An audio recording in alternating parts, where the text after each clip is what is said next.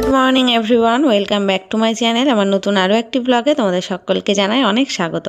আজকে সকালবেলা ব্রেকফাস্টে বানাচ্ছি পাস্তা, অনেক দিন পর। বাবাই তো এই কদিন মায়ের সাথে সকালবেলা করে চলে যাচ্ছিলো, আর আজকে যায়নি। তার একটা কারণ আছে, মা বাড়িতে থাকবে না। মা আর মামি যাবে একটু মন্দিরে পুজো দিতে। আমাদের এখানে পৌষ মাসে কালীতলার মেলা হয়। তো অবশ্য মেলাটা এখনও স্টার্ট হয়নি, পৌষ মাসের 1 তারিখ থেকেই আর কি শুরু হবে। তো সেইখানেই মন্দিরে পুজো দিতে গেছে, মামির মানসিক ছিল ওই জন্য। তো মা বাড়ি থাকবে না যেহেতু, বাবাইও গিয়ে কার কাছে থাকবে, তাই আর আজকে বাবাই সকালবেলা যায়নি। এইবার আমার কাছে বায়না করছে পাস্তা বানিয়ে দাও। অনেক দিন খায় না পাস্তা, সেই স্কুল যাওয়ার আগে আর কি খেত, মানে স্কুলের পরীক্ষা শুরু হওয়ার আগে হয়তো সকালবেলা যখন বাড়িতে থাকতো তখন বানিয়ে দিতাম। তারপরে এই কদিন তো পরীক্ষা ছিল, তখন তো স্কুলে যেহেতু ভাত খেয়ে, মানে পরপর টোটাল পরীক্ষা হতো ওর, প্রত্যেক দিন ভাত বানিয়ে দিতাম, তাই খেয়ে যেত। আর দিদা বাড়িতে গিয়েও মা আবার পাস্তাটা অতটা ভালো বানাতে পারে না, অন্য কিছু খেতে হয়, ম্যাগি নইলে ভাত, নয় সকালবেলা ডিম টোস্ট, নইলে পাউরুটি টোস্ট বাবার দোকান থেকে আনা হতো, নইলে মা ওই মিষ্টি রুটি আর কি, পরোটাকে চিনি দিয়ে বানিয়ে দেয় যেটা, ওটা বাবাই ভালোবাসে, যেমন গোলা রুটির মতো হয়, এইসবই খেত। তো আজকে অনেক দিন পর পাস্তাটা বানিয়েছি, আর আজকে খুব সুন্দরভাবে বানিয়েছি। চলো বাবাইকে ঘরে দিয়ে আসি। হ্যাঁ, জানলায় চলে যায়, জানলায় গিয়ে নিচে রাখবি না, গরম কিন্তু। জানলার উপরে গিয়ে বস, দেখিস। তো গুড মর্নিং এভরিওয়ান, সকাল এখন 11:30 বাজে। আমাদের চা খাওয়া হয়ে গেছে, ব্রেকফাস্ট কমপ্লিট। আর এখন আমি অবশ্য পাস্তা খাইনি, বাবাইকে বানিয়ে দিয়েছিলাম, আর ঢেকে রাখা আছে, যদি পরে ইচ্ছা হয় তাহলে খাবো। আর এখন এই যে কাজ করবো, বাসন টাসন সব নামাবো। মাছ বের করলাম, আজকে বাবাই তো বাড়িতে রয়েছে, ওই জন্য একটা মাছ বের করলাম, পাবদা মাছটা জলে ভিজিয়ে রেখেছি এখন একটু। আর এখন এইগুলো সব নামাতে হবে, এই ভাতগুলো সব কলে মানে ডাস্টবিনের ওখানে দিয়ে আসতে হবে, ড্রেনের ওখানে আর কি, কুকুরকে দিয়ে আসতে হবে। আজকে পাবদা মাছের ঝাল, সর্ষে বাটা দিয়ে ঝাল, আর ভাত করব। মা আজকে বাড়িতে থাকবে না, ওই জন্য বাবাই আর যেতে পারেনি। মা যাবে একটু পুজো দিতে কালীতলায়, জন্যই বাবাই থেকে গেল, আর নাই তো বাবাই যাওয়ার জন্য বায়না করছিল। তো এখন চলো কাজকর্ম করি। ঘুম থেকে উঠে তো দেরি করে, এই জন্য কাজকর্ম সব দেরি। 10টায় ঘুম থেকে উঠেছি আজকে, তো আজকে একটু তাড়াতাড়ি উঠেছি, অন্যদিন তো 11টায় উঠি। বিছানা তুলবো, আর বাবা ওই ঘরে বসে আছে খাটে, ওই ঘরে বিছানা গোছানোই আছে, জামা কাপড় আছে কটা, সেগুলো গিয়ে আমি পরে গুছিয়ে রাখছি। ও কার্টুন দেখছে বসে বসে। তোমরা হয়তো ভাবছো যে আমি একদিন অন্তর অন্তর ভিডিও দিচ্ছি। কালকে ভিডিও দিয়েছিলাম, না কালকে দিইনি, গত পরশু দিনকে দিয়েছি, আর কালকে ভিডিও অফ হয়ে গেছে, আবার আজকে দিচ্ছি। আমাদের এখানে না এত কারেন্ট যাচ্ছে এখন, কারেন্টে নাকি কাজ হচ্ছে, সারা শীতকাল ধরে এখন কাজ হবে সারাদিন। সেই কাজগুলো রাত্রেবেলা এরা করতে পারে, আর কোনো নোটিশও দেবে না আগের থেকে যে কারেন্ট অফ থাকবে। সকাল থেকে কারেন্ট চলে যায়, আর একেবারে বিকেলবেলা গিয়ে আসে, মানে বিকেল কি সন্ধেবেলা 5:30টার সময়, আর ঠিক সকালে 10:30 কি 11টা নাগাদ কারেন্ট চলে যাবে। সারাদিন কারেন্ট চলে যায়। এবার আমার ওয়াইফাই কানেকশান না থাকলে আমি ঠিকমতো ভিডিও আপলোড দিতে পারছি না, এই হয়ে গেছে প্রবলেম।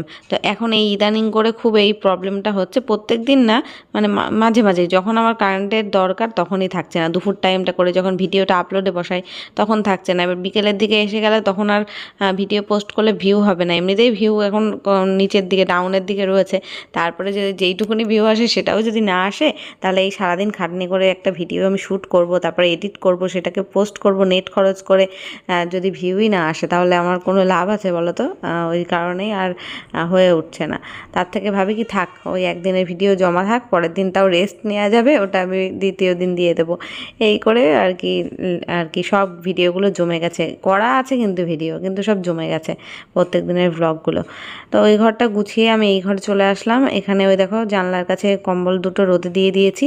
এখন এত ঠান্ডা পড়ছে না ঘরের মধ্যে, এখন 11:30 বেজে গেছে, এখনও সোয়েটার মোজা সব পরে রয়েছি।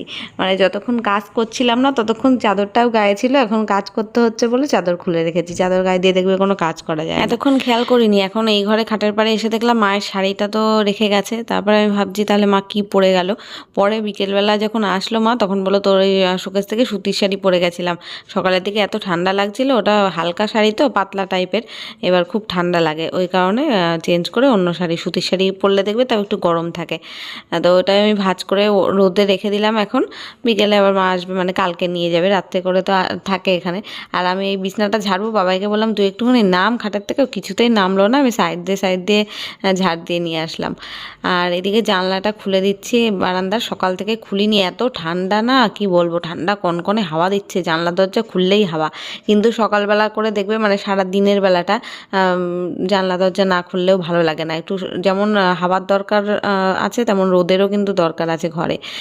এই জানলাটা দিয়ে যদিও এখন সকালে রোদ আসে না, যত রোদ এখন আমাদের ঘরের সামনের দিকে উঠোনটা, আর ঠিক দুপুরবেলা 2টোর পরের থেকে এই দিকের জানলা থেকে রোদ আসা শুরু হবে। তো জানলা খুলে দিলাম আর এদিকে টেবিলটা মুছে নিচ্ছি। সকালবেলা চা খেয়েছি, তারপরে বাবাই পাস্তা খেয়েছিল অবশ্য ঘরে, কিন্তু এখানে টেবিলটা নোংরা হয়েছিল, আর সেটাই আর কি মুছে টুছে পরিষ্কার করলাম। গামছাটা সবসময় চেয়ারের ওপরে থাকে, সেটাকে আমি নিয়ে গিয়ে আবার জানলার ওখানে ভাঁজ করে রাখলাম। বেশিরভাগ ওই জানলাতেই রাখা থাকে। ভিজে জামা কাপড়ও দেখেছো যখন তুলে আনা হয় জানলায় মেলা হয়, অনেক বড় তো জানলাটা। আর মানে এই মেলামেলির কাজে আমার ওটাই ব্যবহার করা হয়, যেহেতু সিঁড়ি নেই বাড়িতে। সিঁড়ি থাকলে সিঁড়ির ঘরেই সব দড়ি টাঙিয়ে মেলা যেত, কিন্তু সেটা যখন হয় না, ওই জানলাটা আমার ওই কাজে লেগে যায়। আর যদি রাত্রেবেলা মানে বিকেলের পরে জানলায় কিছু মেলে রাখলে, পর্দাটা টেনে রাখি, তাহলে ঘর থেকে দেখাও যায় না, অতটা দেখতে বাজে লাগে না। তারপরে রান্নাঘরে এসে বাসনগুলো গুছিয়ে নিচ্ছি। আর বেসিনে বাসন আজকে দেখছি আবার অনেকগুলো হয়েছে, কালকে রান্না করিনি, তাও এত বাসন হলো কী করে কে জানে। এখন দেখো এখানে চাল ধুয়ে ভিজিয়ে রেখেছি, ভাতটা সবার লাস্টে বসাবো। আর মাছটা এখনও ধোয়া হয়নি, ঠান্ডা জল ছিল তো, বরফ জমেছিল, ওই জন্য ধুবো মাছটা এখন। আর এদিকে ভেন্ডিটা বের করলাম, ভেন্ডিগুলো ফ্রিজে ছিল, কেমন শুকিয়ে যাচ্ছে, ওই জন্য ভাবলাম আলু দিয়ে একটু ভাজা করে ফেলি, পেঁয়াজ আলু দিয়ে ভেন্ডি ভাজা করে ফেলি। আর মাছ করব, মাছের জন্য যে সর্ষে কাঁচা লঙ্কা একটু রসুন নিয়েছি, আর এর মধ্যে একটু লবণ হলুদ দিয়েছি, দিয়ে এবার এটা পেস্ট করে নিই, কারণ কারেন্টের তো ভরসা নেই, যখন তখন কারেন্ট চলে যায়, এখন কারেন্ট না থাকলে তখন অসুবিধা। পেস্টটা আগে করে রাখি, তারপরে এইগুলো কাটবো। তরকারি এখন আমার কোনো কিচ্ছু কাটা হয়নি, ভাতও বসাইনি, মাছও ধুইনি। সবার আগে কোন কাজটা করছি দেখেছো তো, মশলা বাটছি। ওই যে কারেন্ট অফ মানে যদি হয় সেই ভয়তে এখন আমি আগে সকালবেলা উঠে ট্যাঙ্কির জল ভরে রাখছি, আর গিজারটা চালিয়ে, মানে এই 11টা বাজলেই আমি গিজার চালিয়ে রাখছি, যাতে একটু যদি জলটা পুরো এক গিজার জলও গরম হয়ে থাকে, তাও একজনের স্নান তো হবে, বাবায়ের নাই আমার, একজন স্নান করলে তো আরেকজনের জল গরম করে নেওয়া যাবে যদি কারেন্ট না থাকে। তবে আজকে ভালো কারেন্ট ছিল, সেটা আজকে আর প্রবলেম করেনি, একটুখানির জন্য গেছিলো, আধা ঘন্টার জন্য, তারপরে চলে এসেছিলো। ওই সারাদিন কারেন্ট চলে যাওয়া সেরকম একটা ছিল না। তো মিক্সারে করা হয়ে গেল মশলা, আর এখন ওই ভেন্ডিগুলো ভালো করে ধুয়ে নিচ্ছি, ধুয়ে একটু জল ঝরাবো, নইলে না ভেজা ভেন্ডি দেখবে যখন কাটা হয় কেমন নাল নাল হয়ে যায়, আর রান্না করতে গেলেও ভাজাটা ঠিকমতো হয় না, পুরো কড়াইতে সাদা সাদা নাল নাল হয়ে একদম মানে চটকে ফটকে কী অবস্থা হয়। ওই জন্য আগে ধুয়ে জল ঝরিয়ে নেব, আর আগে টমেটো পেঁয়াজ মানে মাছের জন্য যেগুলো লাগবে, কাঁচা লঙ্কা ধনেপাতা পেঁয়াজ এগুলো সমস্ত কিছু কেটে নিই, লাস্টে ভেন্ডিটা কাটবো। আর মাছ এখনও ধোয়া হয়নি, মাছটাকে ধুতে হবে একটু লবণ দিয়ে। আসলে ঠান্ডা জল তো হাত দিতে পারছি না, এমনিও ট্যাঙ্কির জল প্রচণ্ড ঠান্ডা, তারপরে ওটা তো বরফের জল ফ্রিজের মধ্যে ছিল, বরফের আর কি জমেছিল মাছটার উপরে, এবার ওই জলটা ফেলে দিয়ে ধুয়ে আবার জল দিয়ে রেখেছি, তাও ওটা কনকনে ঠান্ডা, হাতগুলো দিলে না আঙুলগুলো মনে হচ্ছে একদম শিরশির করে উঠছে, মানে অবশ হয়ে যাচ্ছে আঙুল, এরকম অবস্থা। এই যে এখন মাছ ধুয়ে লবণ হলুদ মাখিয়ে রেখেছি, আর এদিকে যা যা লাগবে সব কেটে নিলাম। এখন ভাবছি যে একটু কি ডাল বানাবো, কারণ এটা ভাজা করছি, ভাজার সাথে একটু ডাল না হলে না ভালো লাগবে না। এখন কি করবো এখনও বুঝতে পারছি না, ভাজাটা এখন বসিয়ে দেবো, আগে করে নিই তারপরে দেখি। তাহলে একটু মুসুরির ডাল সেদ্ধ হতে বসিয়ে দিই সাইডে, কারণ দুবেলা হবে তো, 5 পিস মাছ রয়েছে, পুরো গুনে গুনে দুবেলার মতনই। আর ভাজার সাথে একটু যদি মুসুরির ডাল সেদ্ধ করি, আর অন্য কোনো ডালও করবো না, মুসুরির ডালটাই করবো, তাহলে তো বাবাইও খেতে খাবে। বাবা এখন জানি না মাছ ছাড়া অন্য কিছু খাবে কিনা, আবার ওই মাছের ঝোল হয় না, বেশি মাখা মাখা হয়। এখনও ভেবে উঠতে পারছি না কী করবো।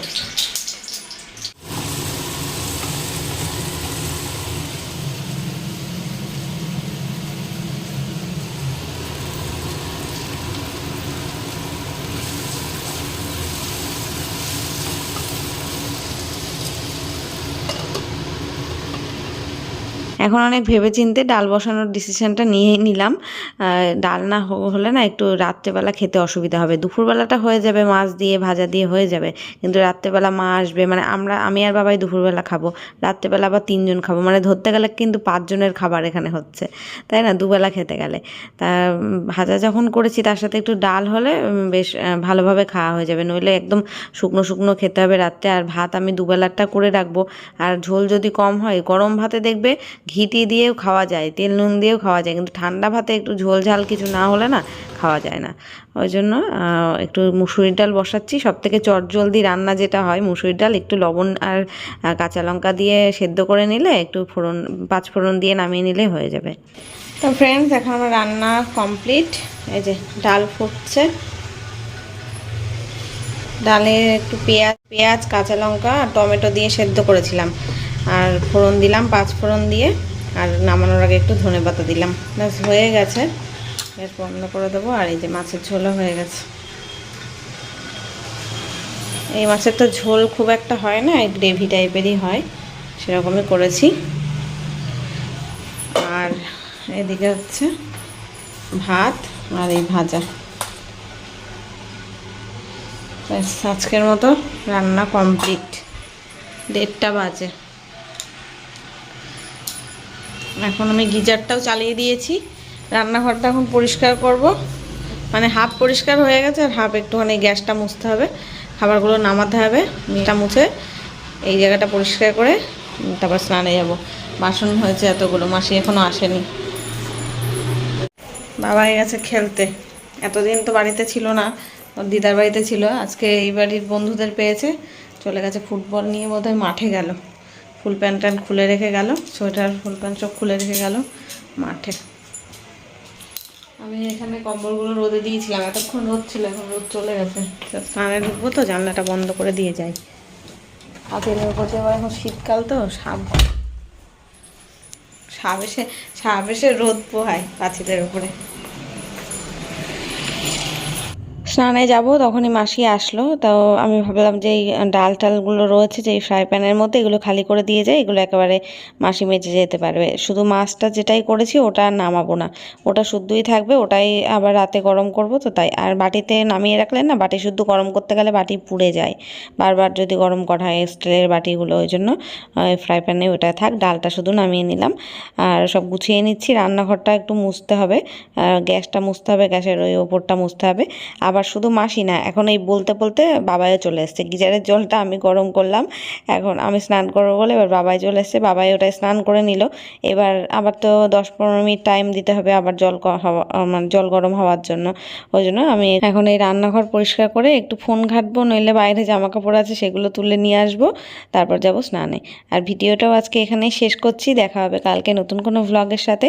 যদি আমার ভিডিওটা ভালো লেগে থাকে অবশ্যই লাইক করো, কমেন্ট করো, চ্যানেলটা সাবস্ক্রাইব করো। সবাই খুব ভালো থেকো, সুস্থ থেকো। আজকের মতো টাটা।